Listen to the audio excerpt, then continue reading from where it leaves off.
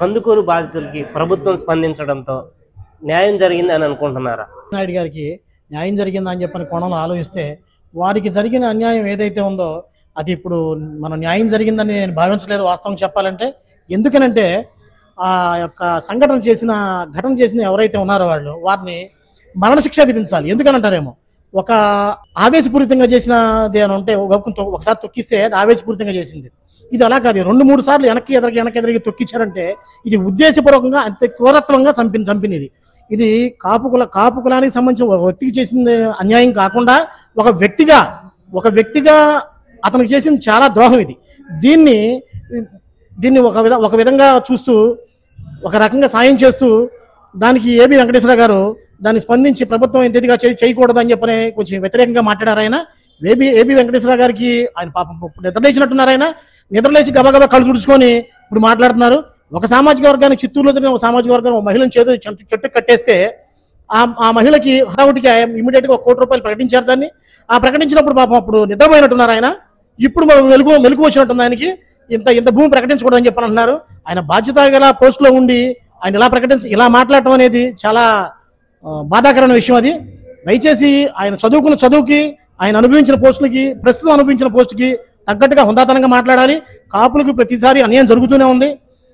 ఇదే చంద్రబాబు నాయుడు గారికి కానీ ఇంతకుముందు అన్యాయం జరిగినప్పుడు వైసీపీ గవర్నమెంట్లో అతను తీసుకెళ్లి జైల్లో పెట్టినప్పుడు కానీ, లేదు వాళ్ళ కార్యకర్తలను వాళ్ళ ఎమ్మెల్యేలు కానీ జైల్లో పెట్టినప్పుడు కానీ ఒక్క తెలుగుదేశం నాయకుడు కానీ ఒక కమ్మ సామాజిక వర్గానికి చెందిన నాయకులు కానీ ఒకరు కూడా బయటికి రాలా.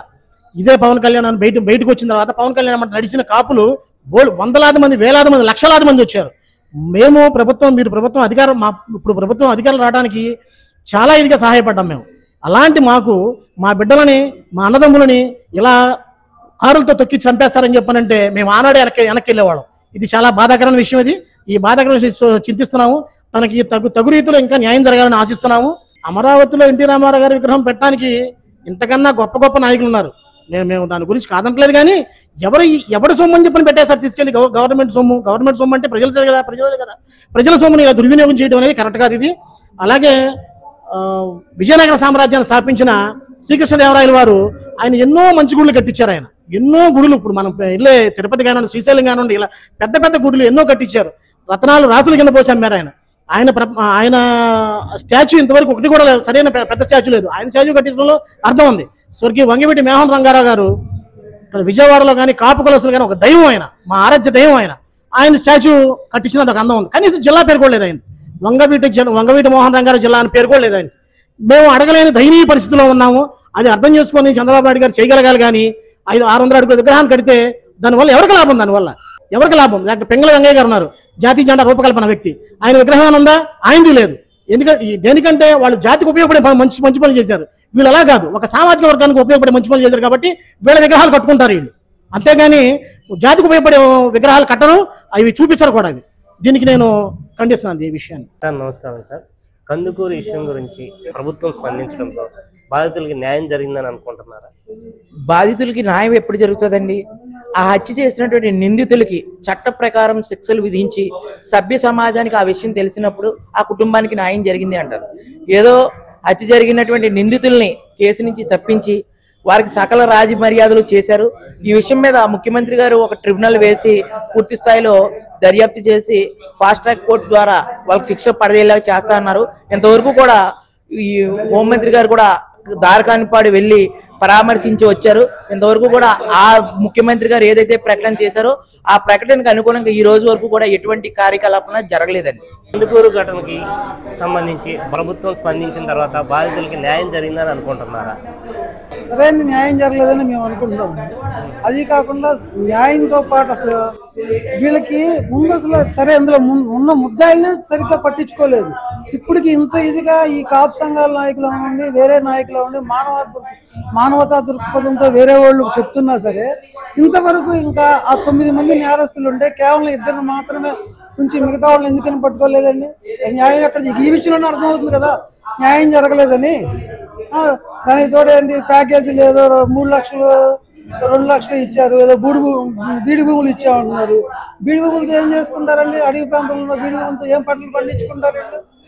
అలా కాకుండా కనీసం ఈ కొద్ది చిన్నపాటి ఇచ్చిన పారితోషం అయినా సరే వాళ్ళకి ఉపయోగపడే విధంగా ఉండాలని, వాళ్ళ జీవనాభివృద్ధికి ఉపయోగపడే విధంగా ఉండాలని కోరుకుంటున్నాను. కందుకూరు ఇష్యూ కాపులంతా ఒక తాటిపైకి వచ్చి ఏ బాధితులు ఎవరైతే ఉన్నారో వాళ్ళకి న్యాయం జరిగే విధంగా ప్రయత్నం చేశారు. ఆ ప్రయత్నంలో మీరు సక్సెస్ అయ్యారనుకోవచ్చా? 100% అండి. కాపు కాసేవాడే కాపు.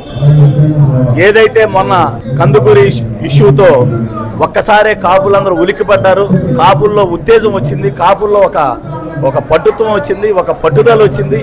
అందరూ కూడా తాటి మీదకి వచ్చి ఇవాళ విజయవాడలో కాపు పెద్దలందరూ కూడా ఇక్కడ ఒక సమావేశం ఏర్పాటు చేసుకుంటున్నందుకు నన్ను కూడా ముఖ్య అతిథిగా ఆహ్వానించారు. చాలా సంతోషం. కానీ ఆ యొక్క లక్ష్మీనారాయణ నాయుడికి న్యాయం జరిగింది. పవన్ కళ్యాణ్ గారు కానీ డిప్యూటీ సీఎం మా అత్యంత ఆప్తుడు, మా సోదర సమానులు అయిన తాడేపల్లిగూడెం ఎమ్మెల్యే బొలిశెట్టి శ్రీనివాస్ గారు సొంతంగా ఆయన సొంత డబ్బులు 5 లక్షలు ఇచ్చారు. ఆయనకి ధన్యవాదాలు, కృతజ్ఞతలు. అలాగే కొంతమంది పెద్దలను పంపించి పవన్ కళ్యాణ్ గారు అనితని నారాయణ కూడా పంపించారు. కేవలం ఇది పార్టీ పరంగా కాదు, కులపరంగా కాదు, ఒక మానవతా హృదయంతో స్పందించి మరి వాళ్ళు వచ్చినందుకు మేము చాలా కృతజ్ఞత ధన్యవాదాలు తెలియజేస్తున్నాము. ఎందుకంటే పవన్ కళ్యాణ్ గారిని ఇవాళ ఏదో కాపు ఇదేని ముద్రేసి మనోళ్ళు మాట్లాడుతాం, అది మేము రాధారంగ మిత్రుల తరఫున తీవ్రంగా ఖండిస్తున్నాం. పవన్ కళ్యాణ్ గారు మచ్చలేని వ్యక్తి, వైట్ కాలర్. ఇవాళ ఆయన అంటానికి ఎవరికి కూడా దమ్ము ఉండదు. కావాలని వైసీపీ పాలేరు కాపులే కావాలని ఆయన అలర చేయాలని చూస్తున్నారు. రాధారంగ మిత్ర మండలి పవన్ కళ్యాణ్కి అండగా ఉన్నంత కాలం ఖబర్దార్ మీ ఆటలు సాగనేమో. ఆర్థికంగా ప్రభుత్వం ఇలా స్పందించడంతోనే న్యాయం జరిగింది అనుకుంటారు, లేకపోతే ఈ ఉదంతానికి ఎవరైతే పాల్పడ్డారో వాళ్ళకి శిక్ష పడితేనే న్యాయం జరుగుతుందంటారు? ఒకటి మాత్రం వాస్తవం అండి. ఇవాళ ప్రభుత్వం స్పందించి లక్ష్మీనాయుడికి కానీ వాళ్ళ కుటుంబానికి బ్రహ్మాండమైన ప్యాకేజీ, ఎవరు కూడా ఇవ్వలేనంత ప్యాకేజీ ఇచ్చినందుకు రాధారంగ మిత్రమం తరఫున మేము చంద్రబాబు నాయుడు గారిని, పవన్ కళ్యాణ్ గారిని, మంత్రులు అందరూ కూడా మేము ధన్యవాదాలు, కృతజ్ఞతలు తెలియజేస్తున్నాం. కానీ ఒకటే వినాదం మాది, దుర్మార్గులు హేయమైన చర్య, ఇది సభ్య సమాజం తలదించుకునే విధానంగా చేశారు. కాబట్టి రంగా గారి బొమ్మ వేసుకుంటేనే తొక్కిచ్చు సంపని చెప్పి లోన్ ఉన్న వాళ్ళు అరుస్తుంటే నిజంగా ఆ కుర్రోడు చెప్తున్నాడు. నేను నిన్నగాక మొన్న నేను కూడా వెళ్ళి పరామర్శించి వచ్చాను వాళ్ళని. నేను అమెరికాలో ఉండి మొన్నే వచ్చాను 4 రోజుల క్రితం. అందరం కలిపి వాళ్ళ అన్నదమ్ములు ఇద్దరిని, పవన్ నేను భార్గవను పరామర్శిస్తాకి వెళ్ళాము. చాలా హృదయ విదారకం నిజంగా. ఆ భార్గవ అయితే వెన్నుపో సిరిగిపోయింది, జీవితాంతం పాపం మంచం మీదే ఉండాలి. అంటే రంగా గారి బొమ్మ వేసుకున్న పాపానికి ఇలాంటి ఒడిగేరతారు ఈ దుర్మార్గులు. నేను ఒకటే రాధారంగా మీద కోరుతున్నాను, తక్షణమే వాళ్ళకి సరైన శిక్ష పడాలి. నా ఉద్దేశం శిక్ష అంటే ఇంకోసారి ఇలాంటి పునరావృతం కాకుండా అంటే నడి రోడ్డు మీద వాళ్ళని ఉరిదీయాలి. నా కోరిక అయితే అది. ఉరిదీస్తే ఇంకోళ్ళు ఎవరు కూడా ఇలాంటివి చేయరు. మేము కావాలని పవన్ కళ్యాణ్ గారు పెద్దన పాత్ర పోషించమన్నందుకు మేము కాపులు భుజాన్ని ఎత్తుకుని మిమ్మల్ని గెలిపించినందుకు మమ్మల్ని చంపుతారా? దీన్ని తీవ్రంగా రాధారంగ మీద ఖండిస్తున్నాం. భవిష్యత్తులో ఇలాంటి పునరావృతం అయితే మాత్రం చూస్తూ మేము ఊరుకోం. రంగా గారి అభిమానులు 1 కోటి మంది ఉన్నారు, గుర్తుంచుకోండి. ఒక కాపులే కాదు, అన్ని కులాల్లో ఉన్నారు ఆయనకి అభిమానులు. ఇప్పుడు 2వ తారీఖు జరిగిన ఇష్యూని 10 రోజుల తర్వాత కానీ మీడియాలో అనేది వచ్చిన తర్వాత కానీ ప్రభుత్వం అనేది స్పందించలేదు అన్నారు. మరి ప్రభుత్వం స్పందించి ఆ బాధితులు ఎవరైతే ఉన్నారో వాళ్ళకి పరిహారం అనేది ఇవ్వడం జరిగింది. ఈ విషయంలో మరి కాపు సంఘాలు కానీ కాపు నాయకులు కానీ మీరు విజయం సాధించారనుకోవచ్చు? సార్ ఒకటేనండి, ఇది జరిగిన సంఘటన 2వ తారీఖు జరిగింది. కాపు సంఘాలు 12వ తారీఖున స్పందించడం జరిగింది.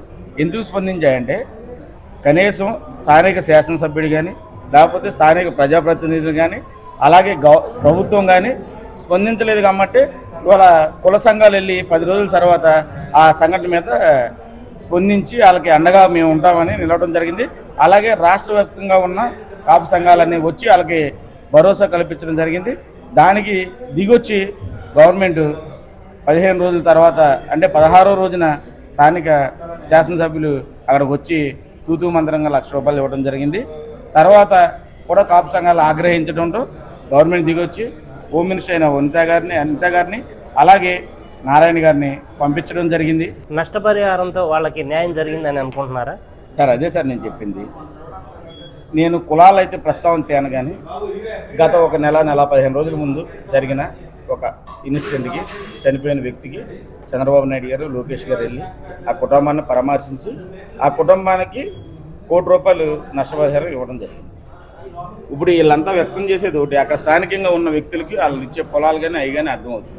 అవి బీడెడిపోయిన భూములు ఇస్తున్నారని వీళ్ళు రాంగ్ సంకేతం వెళ్ళింది. కాబట్టి బీడెడిపోయిన భూములు కాకుండా పండే భూములు వాళ్ళకి ఇవ్వాలని, అదే కాకుండా పవన్ అనే వ్యక్తి ఎవరైతే ఉన్నారో కాలు ఫ్రాక్చర్ అయ్యి పొళ్ళన్నీ ఊడిపోయి అతను మరీ ఘోరంగా భార్గవ్ అనే అతనికి మరీ 3 లక్షలు ప్రకటించడం అనేది కూడా వీళ్ళెవరూ హర్షించదగ్గ విషయం కాదు. కాబట్టి ఈ ఎక్స్‌గ్రేషియా కూడా పెంచాలని ప్రజలందరూ అలాగే కాపు సంఘాలందరూ కోరుకుంటున్నారు. ఇది ఏ కులంలో అయినా జరగవచ్చు, ఇది కులాల సమస్య కాదు, ఇది చాలా దయనీయమైన పరిస్థితిలో ఆ కుటుంబం ఉంది. కాబట్టి ఆ కుటుంబానికి తప్పకుండా ప్రభుత్వం మరొకసారి ఆలోచించి వీళ్ళకి తగిన న్యాయం చేస్తుందని కాపు సంఘాలని కోరుకుంటున్నాను. అలాగే ఇవాళ పెద్ద ఎత్తులో సుమారు అతి త్వరలో 1 కోటి రూపాయల వరకు కాపు సంఘాలన్నీ ఈ ఉదంతానికి పాల్పడిన అతనికి ఎటువంటి శిక్ష పడాలనుకుంటున్నారు సార్? ఒకటే సార్, మన భారతదేశంలో మన రాజ్యాంగం డాక్టర్ బిఆర్ అంబేద్కర్ గారు రాసిన రాజ్యాంగాన్ని బట్టి అలాగే మన భారతదేశంలో అతిపెద్ద శిక్ష ఏదైతే ఉందో అలాంటి శిక్షనే వేయాలని కోరుకుంటున్నాం. ఎందుకంటే ఇవాళ అంటే నేను చూసినంత వరకు అంటే మర్డర్లో జరుగుతుంది వేరు, కానీ డైరెక్ట్ ఒక వ్యక్తి మీద కారు 4-5 సార్లు ఎక్కించి అతన్ని చంపడం అలాగే రాత్రితో కొడటం అనేది చాలా దయనీయమైన పరిస్థితి. ఇది చాలా అవమానకరంగా మేము ఫీల్ అవుతున్నాం.